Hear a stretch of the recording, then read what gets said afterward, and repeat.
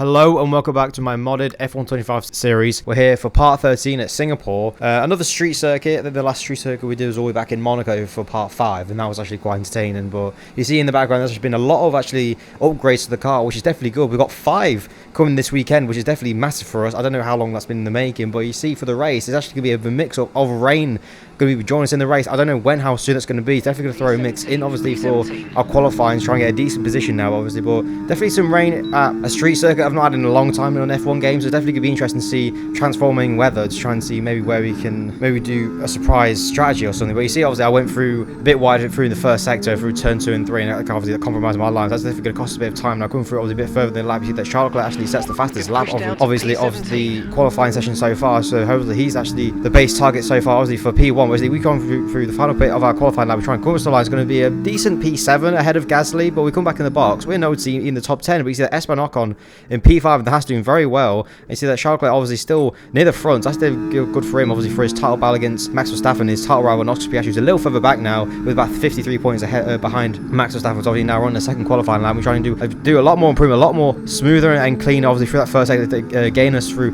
It's just a tenth or two, and that's actually going to give us a purple sector. So it's very fine margins in the first sector. Actually, we get the fastest purple sector in sector 1. So now coming through the final bit of the lap, actually we get a green sector. So actually we're near probably about 4 tenths up on our time, try and get through the final corner, come across the line, try and get a better lap by the end of it. It's going to be P8s. That's definitely again an improvement, which definitely helps us obviously again for our last lap of qualifying. But actually we leave it really late, obviously doing that last qualifying lap. We actually left it really late. We've actually just over 2 minutes. So everyone's already gone up before us. So actually we're behind everyone now on the traffic. So actually be obviously a lot just enough time to make it around the track, but definitely everyone's gone ahead of us. So no traffic for us will be important for us for our final lap. So coming through, obviously again through that first sector, try and make any moves, try and push the car as much as we can, obviously with the tyres as much as we can, try and use all the grip in these tyres, because again these are a fresh set of tyres for each single lap that we've done, because they know they've probably got about a few laps in them of life-wise. Try and use all the grip as much as we can, and you see actually pushing through so much, we're near flirting with the wall, trying to get as close as we can. We're really about 3 times up. We're now coming through in sector 2, we actually go quite wide. Actually that's going to compromise us and lose a lot of time. We see that Charles Leclerc actually sets the fastest lap,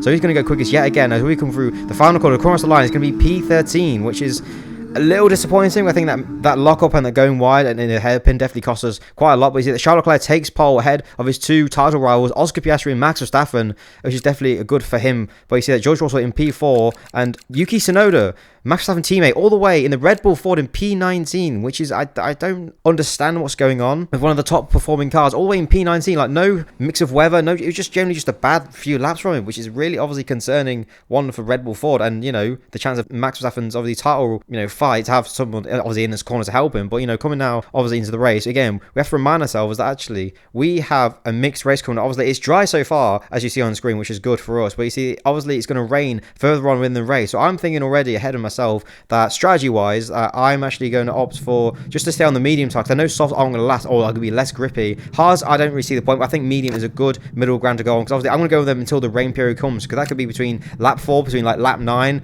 It really doesn't say which lap it's going to be on, so obviously it's just going to be word of warning or whenever that rain comes. Hopefully we can try and get a decent few opening laps obviously with these medium tires. In the past we've had a lot of decent actually runnings with the medium tire, like we did in Zandvoort, that really everyone was on the soft tire, and we gained so much time. So but you see ahead of us everyone's on like a mixed grid, obviously with that rain it's definitely compromising. Everyone's going to change strategy, so it's open ballpark. You see a lot of the front are on mediums with a few hards, which is definitely interesting because they don't know when that rain's going to come, but like all of us are pretty oblivious. And you see a few of us around are on softs. Paul, Aaron and Bortolessa behind us on soft tires, so that's going to be really interesting to see what they're going to do obviously on that soft tire, the quickest tire apparently. But obviously with our car I'm going to completely avoid that, because obviously due to PTSD at Silverstone and other tracks, it clearly is just worn off so quickly within like 3 or 4 laps. I just have no grip, so we're going to avoid the soft tire. We're going to send the mediums, go obviously into that rain period and see what this race comes, because the rain's going to mix up everything in this race. So it's going to be one for the ages. Where you see now comes to 5 red lights for the Singapore Grand Prix. We're out for part 12 as we go yet again for the 13th time this season. We should get a decent start past Carlos Sainz. We're again bogged down by Behrman in the Haas. We're trying to go down the inside potentially of Paul Aaron, but he goes all the way around the outside of Colapinto. We're trying to follow him, follow Colapinto. We're trying to make a move, obviously open that gap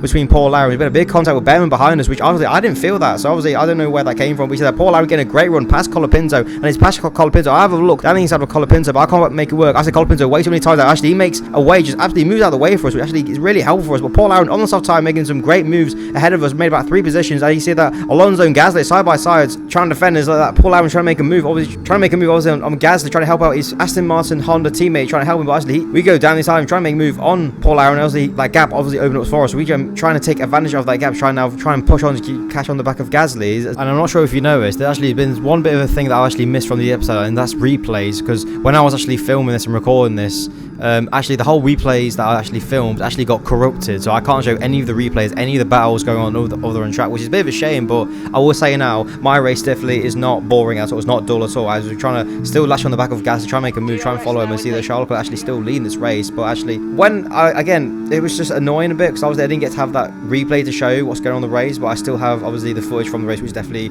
I've lost everything. So, but unfortunately, just for this episode, I haven't got any replay footage to show you all. But again, this race is definitely far from done. You see, actually, we're actually caught on the back of Alonso with Gasly, trying to make any moves again. But this is a street circuit. You see that George Russell actually sets the fastest lap of this race, trying to maybe hunt down on the mini map, try and keep ahead of the front bow of Leclerc. And it looks like a McLaren at the front as well. You see that Gasly trying to still catch the Aston Martin of Alonso, try and make any moves. But again, this is a street circuit. So again, overtaking is not easy at all. So actually, we're trying to push as much as we can. Is that Paul Aaron behind us actually still ahead of Carlos Sainz. We see that Gasly starts to pull away, start catching Alonso, and we're just starting to get catch about Paul Aaron obviously on those soft tires. But you see now on screen, it's actually starting to rain. It is now starting to drip with rain. So do we jump in the pits just yet? But it's not raining hard just yet. So obviously right now, obviously going to lap 4, it's still not too bad. Obviously coming through, we actually starting to lose a little bit of grip. So I'm starting to slowly fall off the track and use a little bit less grip. I now call to actually box this lap. I don't know if it's a bit too early, but right now I'm driving, I'm feeling a bit like I can't push the car as much as I want. Obviously with the rain, it's because the track's going to be quite green. But coming on to the end of lap 4, actually no one pits, so I stay out actually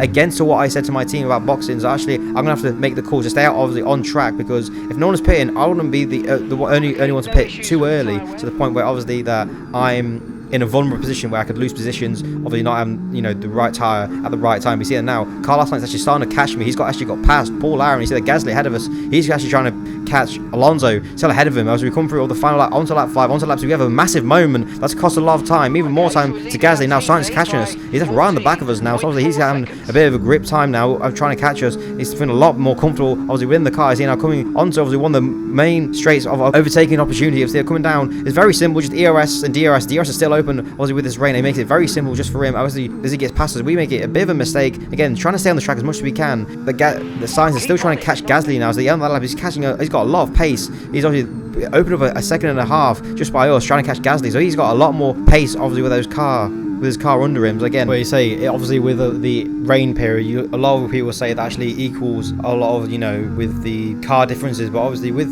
you still need to have a good car under you to obviously react with obviously you got slicks on a wet track at the moment, so you obviously need to have the right kind of package under you. We see we actually caught on the back of Sainz. Actually he's been held up by Gasly through this lap. He's saying how treacherous this rain is actually, and see now my team actually wants us to make me box. Obviously this is the right time to pit. Obviously actually a few people actually already at the end of the last lap actually pit already previously, so obviously they made an early call, try and pit, obviously try and get the undercut on people. Obviously this rain's come down quite a lot now obviously on this lap. We try and get the move on back of Carlos Sainz. He's actually got no traction at all. I'm coming on to the end of sector 3. I get past him very easy with the help of ERS. Just get past him really easy. Obviously now we actually dive into the pits behind Gasly. He's actually made one position obviously the end of that lap. It's a good thing we stayed out as much as we can, but it took 7 laps until actually everyone wanted to pit. It's been raining for a good 4 laps. Obviously now it's a very busy pit lane. Obviously people get held up because obviously about nearly 17 cars are in this pit. So obviously 3 of them pit on the lap before, and you see how treacherous and how busy it is. We get slightly held up by Gasly, but we're still staying ahead of Carlos Sainz, which is definitely the main thing. Because actually Lando Norris actually behind in P10s. I don't know how much he got held up, but obviously with a very pit stop, very busy pit lane, how much he actually held up. So obviously he's got a lot to do to make it up. But again, any chance for a title fight. But you see actually Paul Aaron out of nowhere, he's actually the undercut. Obviously because he was on the lap before making the undercut, and how much different he has, because he now is ahead of Sainz and he overtook me. So obviously the lap before is actually a big change obviously of helping people behind us. Obviously Paul Aaron is definitely one of the beneficiaries obviously the lap before. We see now coming on to lap 9 is the track is definitely getting a lot wetter, so it's definitely time for Inter. So he's still now, it's still DRS is still online, which is definitely something really interesting. We see that Gasly's trying to catch Esteban Ocon, so he's feeling really comfortable obviously in that Alpine, trying to catch the Haas. Obviously, maybe Ocon's struggling a little more than what the Alpine does in the Wares. Obviously, we're trying to catch Gasly as well, trying to follow him. Obviously, we've still got Sainz behind us. And where's, I don't know where Paul Aaron's actually gone. Obviously, he is trying to make the jump on, was obviously been passed by Sainz and Norris already. But you see, going on to lap 11, in the midway through of that lap, we're actually starting to catch Gasly, which is definitely really good. But see, actually coming on to lap 12, a little further on, because there's not a lot really happening. Obviously, there's wet weather. But actually, me and Gasly actually starting to catch Esteban Ocon's. Obviously, Ocon is starting to struggle with a bit of you know, time, maybe a bit of just, I don't know, just not feeling the conditions as much as we thought. But obviously, coming on to the start of actually lap 13, us three collectively actually starting to play from Norris and Sainz, obviously two top cars obviously in this championship in this season. It's definitely something really, I'm actually quite happy of us three actually pulling away from two really good cars. Obviously that's definitely showing that it's obviously not just the car, but still obviously this fight isn't over. But obviously we're going to be coming on to the end of the lap, it's going to be a very tight battle. So I'm just trying to latch on the back of Gasly, because I want to try and get past Ocon obviously near the end of this race. He's trying to set, you see, I'm already setting myself up, obviously trying to get past Gasly. Coming on to obviously another opportunity of overtaking, obviously help with ERS, trying to get past him in the slipstream. Obviously now DRS is offline. Let's see, and they're trying to get into making go for a very tight line, try and make him go all the way around the outside and try and force him to go all the way around the outside. We go a bit tight, go a bit wide actually, so it's going to compromise obviously on the exit. It's going to be a bit of a moment, we save it thankfully, but now we're up into P7, trying to catch Esteban Ocon, who's actually struggling in this wet weather conditions, potentially try and bring home a P6. Obviously come through the final corner, we see him just snapping, we're just catching. It's like, this is what this weather's like, what this is doing with this car as well. It's not really agreeing with me as much as I can, but obviously I think I'll do what I'll do with right now. But see, going to lap 15, I'm actually starting to catch Ocon quite quickly. He's not very comfortable in these conditions at all. We see actually Gasly is not, you know, I'm leaving Gasly by nearly a second as he's, you know, still ahead of Sainz, but I'm trying to catch Ocon with 1.5 laps to go as you're coming onto the back of him. You see that Yuki Tsunoda in the Red Bull Ford has had a treacherous time near the back of the field this whole weekend. Has struggled so much. He's now out of the race due to an engine failure, which is definitely not good, obviously, you know, for Max Verstappen. Obviously, he doesn't want any engine failures on his side, but obviously near the end of the race is probably unlikely, or they're trying to manage it at the moment. But you see, according to the end of lap 15, I'm trying to still make an opportunity move, trying to make Ocon go a bit tight, a bit what I did with Gasly just a few laps to go, but obviously he's not making a move at all. He's not budging at all. You know, coming to the final lap, I have a massive moment, a massive oversteer moment, trying to catch him, trying to use any of the grip I've got on these, you know, these intermediates, try and push him as much as we can. Obviously now the wets on the track is getting a lot